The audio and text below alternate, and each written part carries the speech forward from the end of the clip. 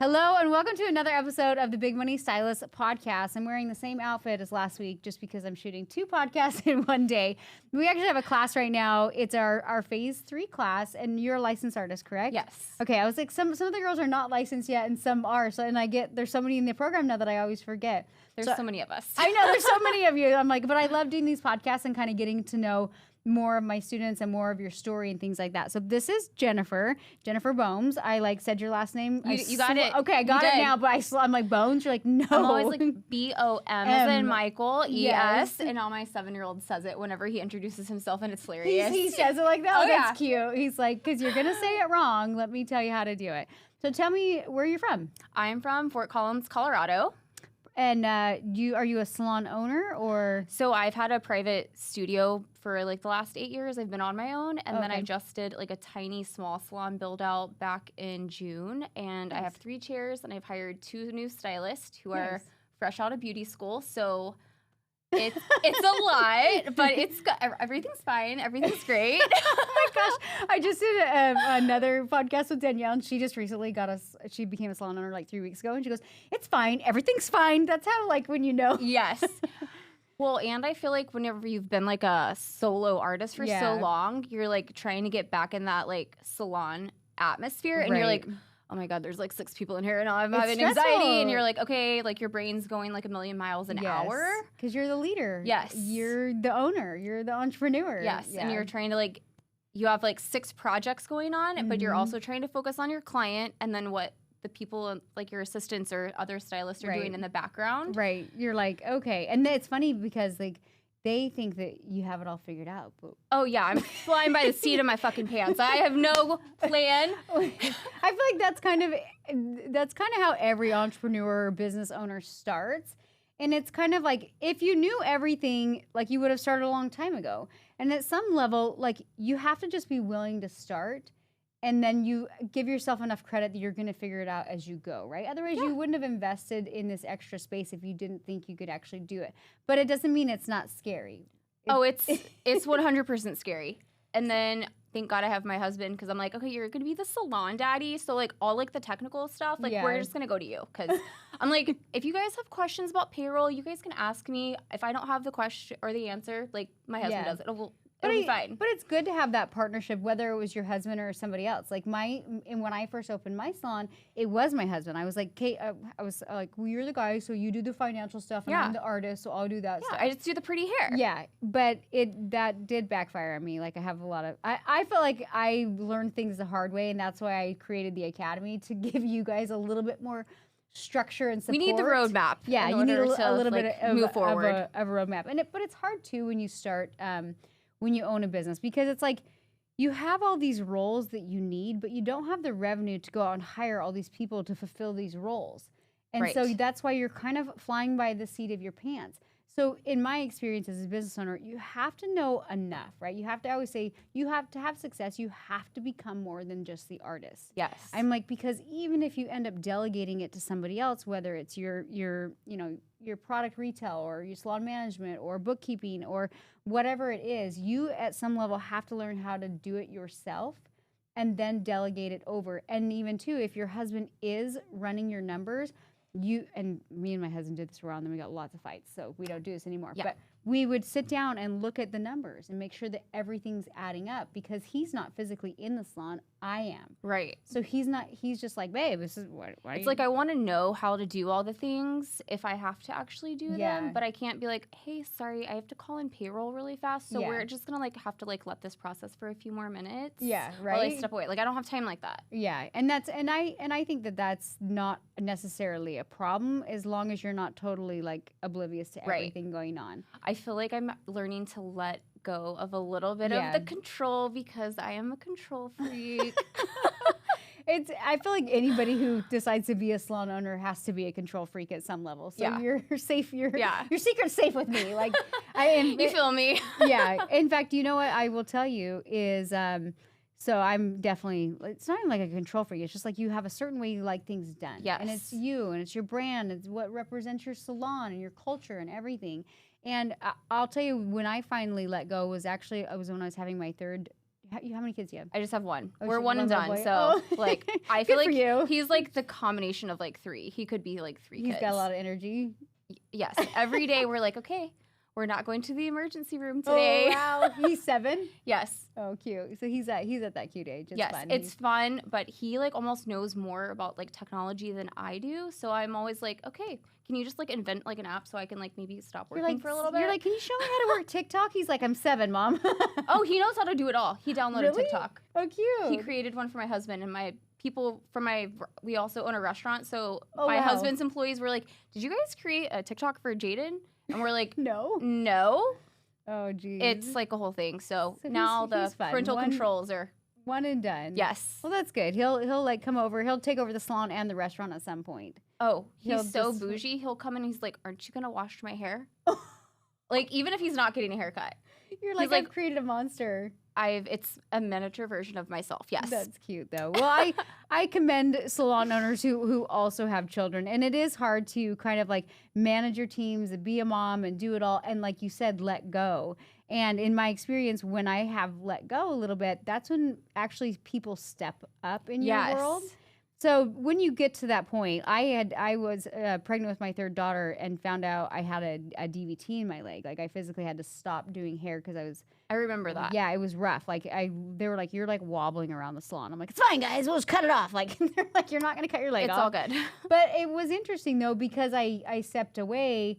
Like I said, other team members began to rise. That's when like Crystal became my salon manager. That's when actually things got a little bit more organized because I was wearing too many hats. Well, you were forced to like delegate some of the stuff that you could just physically couldn't do anymore. Exactly. And it was like I was doing everything, but I wasn't doing it the best it could be done. Yeah. So it was like when you spread yourself too thin, you can't really excel at one area. You're just kind of half-assing tons of areas, and that's not really, really helpful. Even now with my team, like I'll come in now and I'm like, I don't want to rock the boat. You guys know what I'm good at. Plug me in. You guys have a good flow going on. Like I don't want to like interrupt it. I'm like, oh, you're building out web pages. I don't want to do that. I don't really give a shit. That doesn't intrigue me. But like, if you need some photos and you want to plug me in, you need some copy. I'm your girl. I'll create the content. Yes, yes. I'm like, I'll do the marketing and the content. But like before, I was trying to do all these, like I said, do all these other things that just weren't really helping me out. You know. Yeah. So when you get to that point. You'll probably fire your husband unless that's working out. Honestly, I feel like this trip came at a perfect time because it's the beginning of January where like sometimes after the holidays you already feel burnt out. Mm-hmm. So you need a little extra motivation. Yeah. And this is the first time that I've like I stayed by myself. Oh, nice. I was like, you didn't invite him? No, well, last minute I did, but it was too late. Just so they didn't feel like, because I'm always like, I want to like go away and do all this stuff, but then you have the mom guilt. Yes. But I was like, oh my God, this is relaxing. I just took a hot bath. Nobody is asking me to like wipe their butt. Yeah. I'm like, I have the fire pit going. It's like so negative degrees in Colorado right now. So I'm like, it's kind of nice. It's like peaceful a little bit. I needed, you might need it. Like needed to go back. decompress. Yeah. Exactly. Go back and now you'll have like it's almost like you cleared your mind a little bit and got re-inspired. And it's crazy because one of the things I want to talk about on this podcast is mindset because I feel like so I have a lot of theories about where the world is going right now. All right, start spitting. just start spitting them out. Okay, so like what's happening? These are my theories because everybody, and it's not just salon owners, a lot of business owners are like, oh my gosh, like 2023 was so slow. And I'm like, it's an oversaturation of available information on the marketplace that people are contracting. It's not a recession. People are literally contracting and deciding who and what and where they want to spend their money Exactly. with. And like, they're freaking out a little bit. They're freaking out a little bit, but it doesn't mean they're necessarily people. Like I always say, somebody who's going to pay thousands of dollars for their extensions, they're in a different bracket. Oh yeah, 100%. Like, they don't care if it's COVID. They don't care. They're like, like I'll pay you double. Can you come to my house and do my hair? So my theory is like 2020 like happened. The world like obviously kind of closed down. 2021 starts to like open back up slowly. 2022, people were like they were just they couldn't give you their money fast enough. They were like, I want new hair every time. Like even I look at me and my husband, like what we were spending in 2022. I'm like, what in the world? I feel like we traveled more between 2021 and 2023 because it was like, okay, we didn't do anything for a year. Now it's time we got to make up. So it's like double the travel. Is gonna say like everybody went from like not being able to spend money to like they we all thought we had all this extra money saved up from 2020. It's because we just weren't going anywhere. We weren't going anywhere. But I feel like it was like almost everyone's like, freedom. And so then 2023 came and people were like, ooh, my bank account is like reflecting. Like I went a little wild in 2022. Yeah. So then that's my theory on this contraction. Is also my other theory is that during that time, everybody became a marketer. Everybody was building.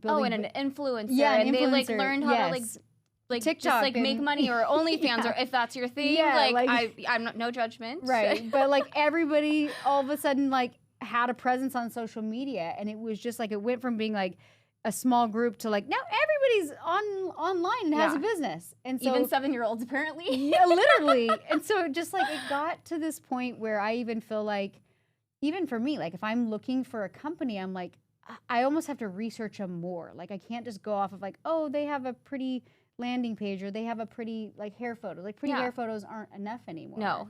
So it's it's crazy. So it's we're all being called to elevate more than just I always say you can't just post on social media anymore. It's not gonna give you clients. Right. And I feel social media is changing so often that once you get used to doing one thing on this one platform, you get comfortable and then it's it changes. And it changes. And then you have to pivot and you're well, shit. Yeah. And then too, it's people are well, I didn't get any views on my live or I didn't get any likes. I'm that doesn't mean people didn't see it. People are watching. Oh, people are watching. They're just not hitting they're not commenting and they're not liking it, but they're coming back in and they're so that was super helpful when you showed me how to put my hair up. And I was you're why don't you comment? You are watching. You're why don't you comment? Yeah, no, I get it. But I'm the same way. I'm almost scared to like people's stuff. I'm they don't have 3 likes. They're gonna know. But if it's my students, I don't care. I like it all. I kind of like to observe, and then if it's really good, then I'll give you a like. Yeah, we're being stingy with our likes now. It's not. Before it was you get a like, you get a like. Literally. Now it's now we're being strategic with our likes. Yes. It's I want to get somebody's attention. I'm gonna go 5 of their posts and then send them a DM or whatever. Totally. It's just being more strategic but everybody, like you said, everybody's watching. So I've been encouraging students. I'm hey. It's not that we're in any kind of recession. It's that you're being called to elevate. You're being called in a new marketplace to, you can't just post a pretty photo anymore. Well, and I do feel in our industry, if you are doing continued education, you are going to have to level up, which means you're going to have to level up in your marketing and what you're choosing to post and the clients you're trying to attract, because and your now messaging. It's so oversaturated. Why wouldn't they just go down to Karen down the road who does it cheaper? So cheaper, yeah. Well, and it's the clients that are willing to invest in their hair. They're the ones that are okay, why do I want to go to Jennifer? What's the name of your salon? It's just Jennifer B. Styling. Oh, cute. Okay, I didn't know if we had. My husband was he's Jennifer B. Styling, and I was maybe don't do it like that, but that works. Okay, mine's DKW styling. That's just my initials. So yeah. I wasn't trying to be too creative. No, me either. I just needed a quick business name. So it's Jennifer, is it JB Styling? No, it's just J. Jennifer B. Styling. Jennifer B. Styling. Okay. Yep. So that's the thing is if I come to your page and you have pretty hair and then I go to somebody else's page and they have pretty hair and maybe they're less expensive, I'm well, why should I go to Jennifer? Right? So it's being very educational and strategic about the content that you're putting out. Yes. And it's I always tell my artists too, I'm it's a package deal now. You can't just, you have to have a pretty Instagram feed. You have to have a shit ton of reviews, positive reviews. You have to have a really converting, really good funnel or landing page. You have to do email marketing. You have to do Pinterest. Once again, my hat is about to explode because it has too many things. Too many things, yeah. But also, I will say simplifying, right? So totally. For us, we have a content calendar. I have 4 different brands right now. So I have to be very organized in the sense that what is our intention behind this marketing? Mm-hmm. What promotions do we have going out? And you can do that on a smaller scale with your salon, whether it's hey, this month we're going to add free blow dries, or we're going to offer a shampoo a discount, or whatever you want, whatever your promotional things are to get clients in the door. Yeah. We recently added model calls. So my girls were we need more business. And I'm okay, well, I know that if I get someone in my chair, even if I give them a model pricing, they will notice the experience, the color. I got them hooked. I just need to get them in the chair. Well, and I feel clients don't know what they don't know until they know it. And even our model today, she had worn tape ends, and she's I'm wearing hand-tied extensions and I can't even feel them. Yeah. Which is that's how it's supposed to be. Like, but she doesn't know any difference. Exactly. She has naturally had good hair. Yeah. She had tape-ins because her friend Carrie or whoever was like, you should get tape-ins. Yeah. She didn't know. So a lot of clients, they don't know the difference. And so if you can educate them and you can get them in their chair, then you gave them model pricing, but you just made yourself a client for the next. They're going to be a lifer. Yeah, like they're going to. Like, I'm wearing these to my grave. Literally. Like, I don't know about you. It was so cute. I was taking her photos and she was so pretty, and she was like being kind of awkward, and I show her a photo, and she literally like screamed a little bit. She's like, "Oh, that's me!" I was like, "Yeah." I was like, she hadn't seen her hair yet either, like at all. So that's cute. I was like, "Yeah." I was like, perfect. "You look really great." She's like, "Oh," and then she's all getting into it. She's like, "Okay," but yeah, I think in a place where there's so much scarcity that goes on, like you just have to kind of tunnel vision and. I feel like that's exactly what I've been doing just within the last 6 months. It's just kind of like I'm doing my thing. I got my girls, and I'm trying to like get them trained and up to speed the way that I want things to go, so that way that I'm not having to be a control freak all the time. Yeah, then you've kind of got them up to speed. What's been your biggest struggle so far? Has it just kind of been like overwhelming? Oh, it's just been overwhelming. Just trying to get everything. Yeah. There's just so many details. It's like day by day, you gotta like. I'm just like, I feel like in the past, before I started doing MBR, I was just like living in survival mode for so long that then I started doing MBR, and like you always say, it's not just about like the beautiful hair. Like we want to be like a better version of ourselves. So it's almost like each year I'm doing things to work on myself, so that way like the capacity is quality like, of life. Yes, everything is just like overall better. But like I will admit, like right now I have no work-life balance, but it's gonna get there by summer. But you know, here's the crazy part though. I always say that as humans, we have seasons of hustle. Yes. So if you're in like this long period of hustle where you kind of feel like, I call it, you're like on the hamster wheel, where you're like, well, I can't let go of this because I've got too much going on. But if you're not actually progressing forward, then you're letting this illusion of being on the hamster wheel as this busy work of actually propelling you forward because you can't let go. Yeah. So it's okay to have seasons of hustle, but also go off of like measurable results, right? Absolutely. If you're hustling for so long and like you're at this point where you're like, I always say with salon owners, I'm like, not that I've coached a few salon owners where I'm like, guess what? You're too deep and you actually need to sell your salon. Yeah. Like you're too deep. You've been in hustle, like survival mode. Yeah, the hamster wheel for so long.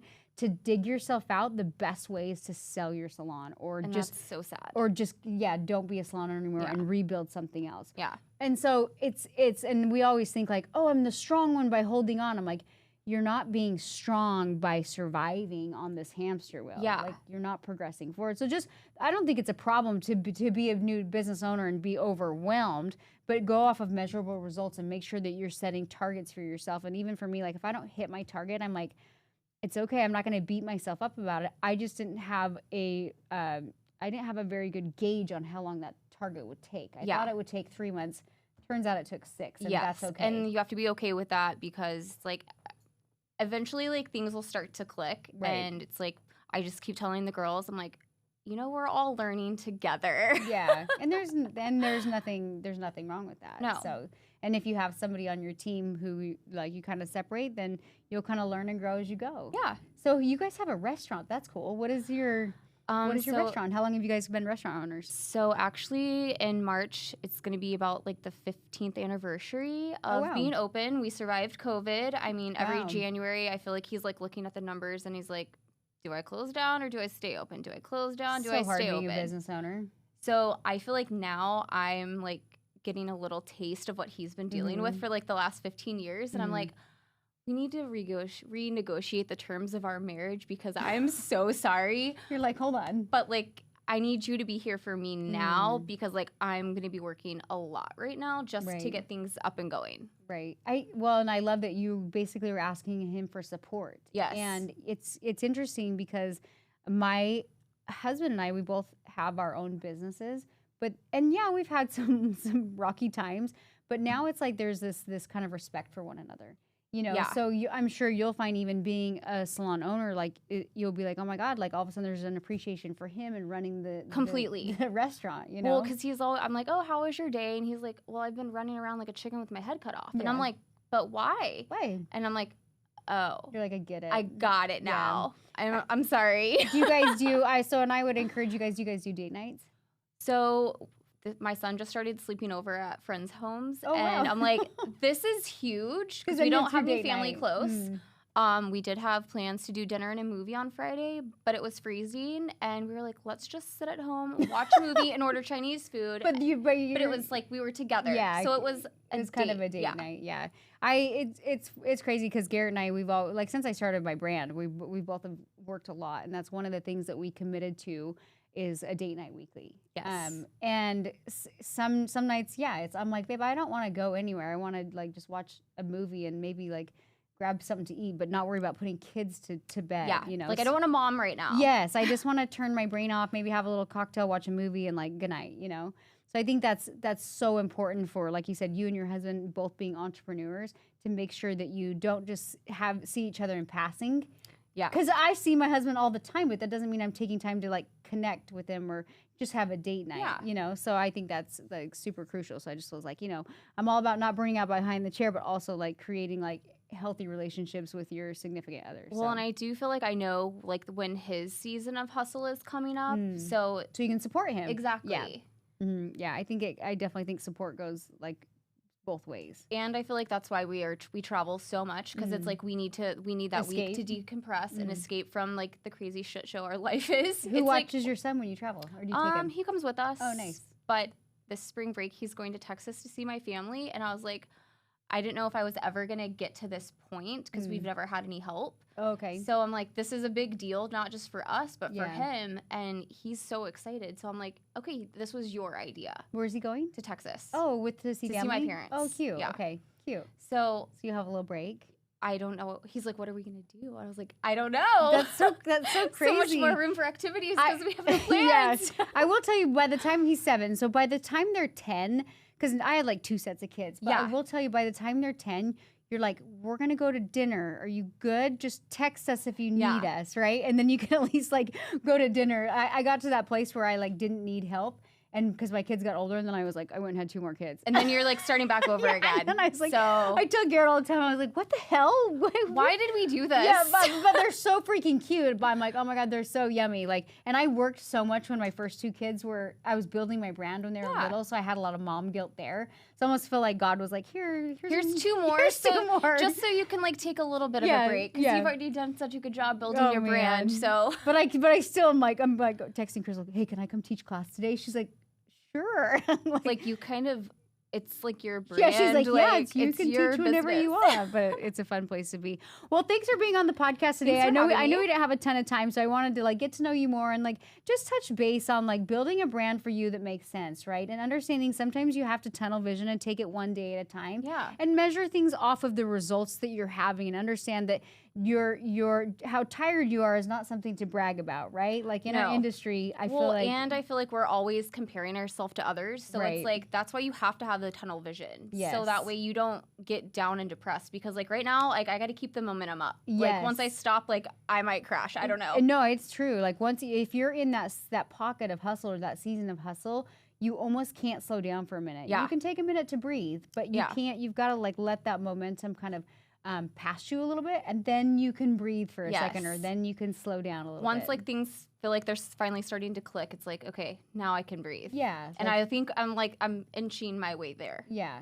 that's good. As long as you're like aware of that and you don't get to this place where you're like burnt out and it's been a year, and I see you again on a podcast and I'm like, how you doing? I'm like, well, I don't know. Ask me tomorrow. Yeah, exactly. Well, thanks for being on the podcast. Tell us the name of your Instagram for your salon if anybody wants to come find you. It's just Jennifer B Styling. That's right. You told me that like 10 times. You can find it easily. Jennifer B Styling. That's Jennifer B Styling. You're out of what city again? Fort Collins, Colorado. Fort Collins, Colorado. So if you're listening to this, you're trying to find a Natural Beauty Rose licensed artist, you can check out Jennifer. If you are a hairstylist and you're like, what is this academy? What are they talking about? I want to drink the Kool-Aid. Like just shoot us a DM. Like we're an open book. Yeah, so. like we want you a part of our tribe. We have the academy it's not a one-day certification.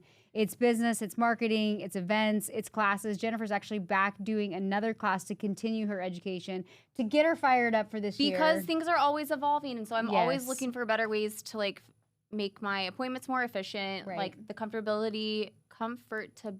Why is that such a hard word to say?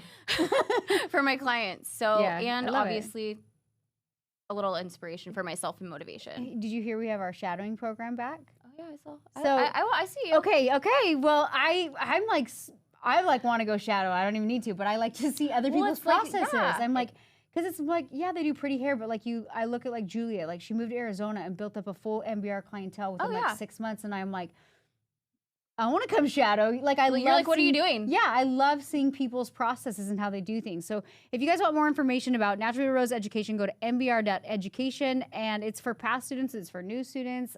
It's a great program. We drink the Kool-Aid. We like eat, breathe, and sleep MBR, but it's fine. I mean, our hair looks good, so what can we say? Our hair looks great. All right, you guys, thank you so much for listening. Tune in every week for another episode of the Big Money Stylist Podcast. Bye.